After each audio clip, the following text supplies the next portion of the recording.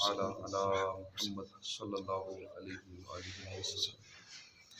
23واں پارہ سورہ صافات کی آیت نمبر 80 تا 96۔ اعوذ باللہ من الشیطان الرجیم، بسم اللہ الرحمن الرحیم۔ انا كذلك نجزي المحسنين انه من عبادنا المؤمنين ثم اغرقنا الاخرين وان من شيعته لابراهيم اذ جاء ربه بقلب سليم اذ قال لابيه وقومه ماذا تعبدون أئفكا آلهة دون الله تريدون فما ظنكم برب العالمين فنظر نظرة في النجوم فقال إني سقيم فتولوا عنه مدبرين فراغ إلى آلهتهم فقال ألا تأكلون ما لكم لا تنطقون فراغ عليهم ضربا باليمين فأقبلوا إليه يزفون قال أتعبدون ما تنحتون واللہ خلقکم وما تعملون۔ اللہ کے نام سے شروع، جو نہایت مہربان رحمت والا۔ انا کذالک، بے شک ہم ایسا ہی نجزی صلہ دیتے ہیں محسنین نیکوں کو، بے شک ہم نیکوں کو ایسا ہی صلہ دیتے ہیں۔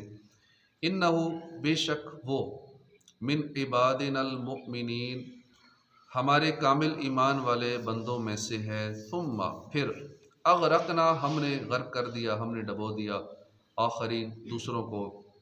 وَإِنَّ، اور بے شک، من شیعتہ، اس کے گروہ سے، نوح علیہ السلام کے گروہ سے، لَإِبْرَاهِيم، ضرور ابراہیم ہے، اذ جاء، جب وہ حاضر ہوا، ربہ، اپنے رب کے پاس، بقلب سلیم، سلامت دل کے ساتھ، اذ قال لأبیہ وقومہ، جب اس نے کہا اپنے عرفی باپ اور اپنی قوم سے، ماذا، کیا، تعبدون، تم پوچھتے ہو، ائفکن، کیا بہتان باندھ کر، آلہتن، دون اللہ، اللہ کے سوا معبود، تریدون، تم چاہتے ہو، فما ظنکم، تو کیا تمہارا گمان ہے، برب العالمین، تمام جہانوں کے رب پر۔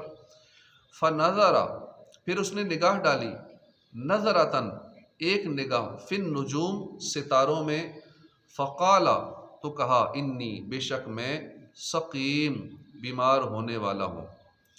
فتولوا، تو وہ لوگ پھر گئے، عنہ مدبرین، اس سے پیٹھ پھیرتے ہوئے، فراغا، پھر وہ چھپ کر چلا، الی آلہتہم، ان کے خداؤں کی طرف، فقال، تو کہا، الا تأکلون، کیا تم کھاتے نہیں، ما لکم لا تنطقون، کیا ہوا تمہیں، تم بولتے نہیں، لا تنطقون، تم بولتے نہیں۔ فراغ علیہم، تو لوگوں سے نظر بچا کر لگ گیا انہیں، ضرباً بالیمین، دائیں ہاتھ سے انہیں مارنے۔ فاقبلوا، تو کافر آئے، الیہ، اس کی طرف، یزفون، جلدی کرتے ہوئے، قال اتعبدون، اس نے کہا، کیا تم عبادت کرتے ہو، ما تنحتون، ان کی جنہیں تم خود تراشتے ہو، واللہ، اور اللہ نے، خلقکم، تمہیں پیدا کیا، وما تعملون، اور جو تم عمل کرتے ہو۔ ترجمہ کنز العرفان۔ بے شک ہم نیکوں کو ایسا ہی صلہ دیتے ہیں، بے شک وہ ہمارے اعلیٰ درجے کے کامل ایمان والے بندوں میں سے ہے، پھر ہم نے دوسروں کو ڈبو دیا۔ یعنی حضرت نوح علیہ السلام کی دعا قبول فرما کر، ان کی نسل کو باقی رکھ کر، بعد والوں میں ان کی تعریف باقی چھوڑ کر، تمام جہان والوں میں ان پر سلام بھیج کر، جو انہیں مقام اور مرتبہ عطا کیا گیا، اس کی وجہ یہ ہے کہ ہم نیکوں کو ایسا ہی صلہ دیتے ہیں۔ انہو، بے شک وہ، یعنی حضرت نوح علیہ السلام نیک ہیں کیونکہ وہ اللہ کے اعلیٰ درجے کے کامل ایمان والے بندوں میں سے ہیں۔ اسے بیان کرنے سے مقصود یہ ہے کہ سب سے اعلیٰ درجہ اور سب سے زیادہ عزت کا مقام اللہ تعالیٰ پر ایمان لانا ہے اور اس کی اطاعت کے آگے سر تسلیم خم کر دینا ہے۔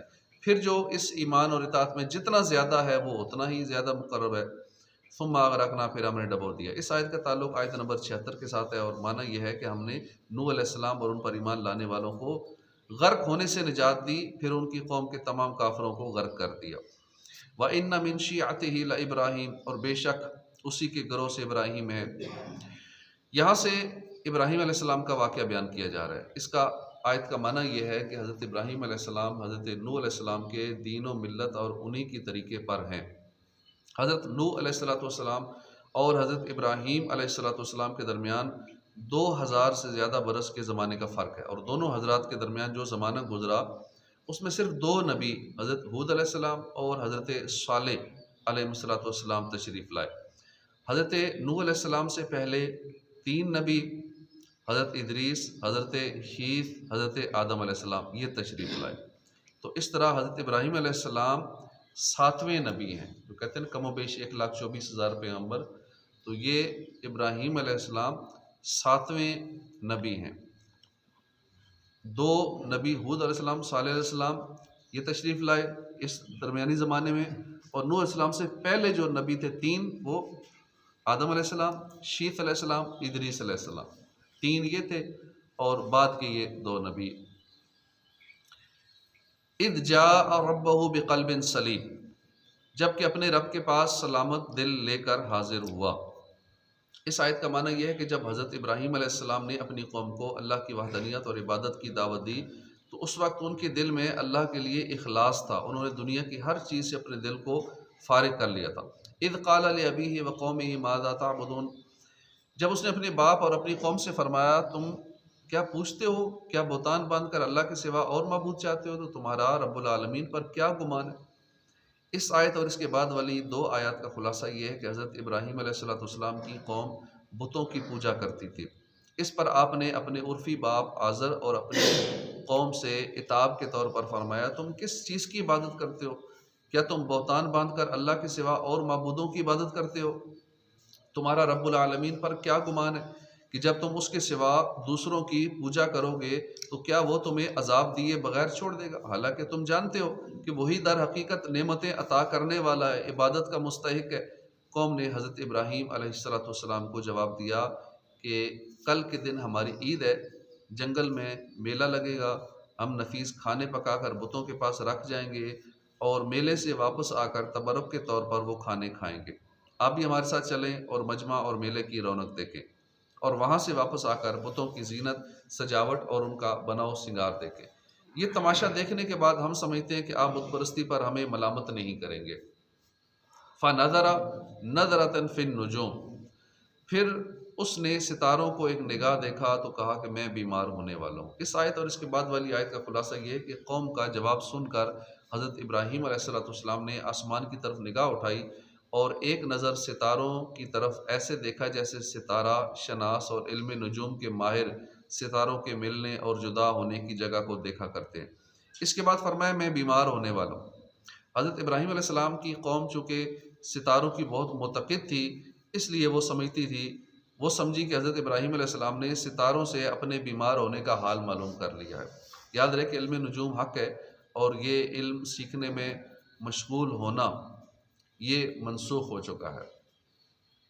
فَتَوَلَّوْا عَنْهُ مُدْبِرِينَ، تو قوم کے لوگ اس سے پیٹ پھیر کر چلے گئے۔ پھر آپ ان کے خداؤں کی طرف چھپ کر چلے۔ پھر فرمایا کیا تم کھاتے نہیں، تمہیں کیا ہوا کہ تم بولتے نہیں۔ جب حضرت ابراہیم علیہ السلام نے ستاروں کی طرف دیکھ کر فرمایا کہ میں بیمار ہونے والا ہوں، تو اس وقت آپ کی قوم کے لوگ اپنی عیدگاہ کی طرف پھر گئے، اور آپ کو اس لیے ساتھ لے کر نہ گئے تاکہ ان کے اعتقاد کے مطابق آپ کی بیماری اڑ کر انہیں نہ لگ جائے۔ جیسے ہمارے یہاں کہتے تھے کرونا یا دیگر بیماریاں ہمیں نہ لگ جائیں، تو انہوں نے کہا ان کو ادھر ہی چھوڑ جاؤ، اپنے ساتھ میلے میں نہ لے کے جاؤ کہ ان کی بیماری اڑ کر ہمیں لگ جائے گی۔ جب قوم کے لوگ چلے گئے تو حضرت ابراہیم علیہ السلام ان سے نگاہ بچاتے ہوئے ان کے بت خانے کی طرف چلے۔ پھر وہاں جا کر بتوں کا مذاق اڑاتے ہوئے ان سے فرمایا کیا تم اس کھانے کو نہیں کھاتے جو تمہارے سامنے لوگ رکھ کے گئے تاکہ برکت والا ہو جائے۔ ان بتوں کی تعداد کافی زیادہ تھی، ان میں سے بعض بت پتھر کے تھے، بعض لکڑی کے تھے، بعض سونے کے، بعض چاندی کے، بعض تانبے کے، بعض لوہے کے اور بعض سیسے کے بنے ہوئے تھے۔ سب سے بڑا بت سونے کا بنا ہوا تھا، اور اس پر جواہرات لگے ہوئے تھے۔ ما لکم، تمہیں کیا ہوا؟ جب بتوں نے حضرت ابراہیم علیہ السلام کی بات کا کوئی جواب نہ دیا تو آپ نے ان سے فرمایا تمہیں کیا ہوا کہ تم بولتے نہیں؟ پھر بھی بتوں کی طرف سے کوئی جواب نہ آیا، اور وہ جواب کیا دیتے کیونکہ تو بے جان تھے۔ فراغ علیہم ضربا بالیمین، تو لوگوں سے نظر بچا کر دائیں ہاتھ سے انہیں مارنے لگے۔ تو کافر اس کی طرف جلدی کرتے ہوئے آئے۔ جب بتوں نے بالکل کوئی جواب نہ دیا تو ابراہیم علیہ السلام نے لوگوں سے نظر بچا کر دائیں ہاتھ میں کلاڑا اٹھایا اور ان بتوں کو مارنے لگے، یہاں تک کہ آپ علیہ الصلوۃ والسلام نے بتوں کو مار مار کر ٹکڑے ٹکڑے کر دیے۔ اس واقعے کی تفصیل سورہ انبیاء آیت نمبر 57-58 میں بیان ہو چکی ہے۔ فَاقْبَلُوا إِلَيْهِ، تو کافر اس کی طرف آئے۔ جب کافروں کو اس بات کی خبر پہنچی تو وہ بہت جلد حضرت ابراہیم علیہ الصلوۃ والسلام کے پاس آئے اور ان سے کہنے لگے کہ ہم تو ان بتوں کو پوجتے ہیں اور تم انہیں توڑتے ہو۔ قَالَ أَتَعْبُدُونَ مَا تَنْحِتُونَ، فرمایا کیا تم ان کی عبادت کرتے ہو جنہیں خود تراشتے ہو، اور اللہ نے تمہیں اور تمہارے اعمال کو پیدا کیا۔ اس آیت اور اس کے بعد والی آیت کا خلاصہ یہ ہے کہ کچھ گفتگو کے بعد حضرت ابراہیم علیہ الصلوۃ والسلام نے کافروں سے فرمایا کیا تم ان بتوں کی عبادت کرتے ہو جنہیں تم خود اپنے ہاتھوں سے تراشتے ہو، حالانکہ تمہیں اور تمہارے اعمال کو اللہ تعالیٰ نے پیدا کیا ہے، اور جو خالق ہے وہی در حقیقت عبادت کے لائق ہے، جبکہ مخلوق کسی طرح بھی عبادت کی مستحق نہیں ہے۔ صدق اللہ العظیم۔